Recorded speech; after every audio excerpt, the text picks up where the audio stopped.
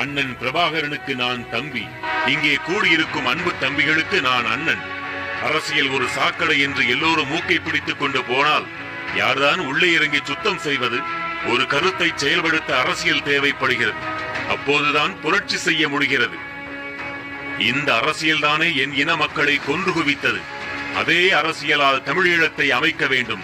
அதற்காக போராடுவோம். இது தொடக்கம்தான் என்று பேசினார் சீமான்.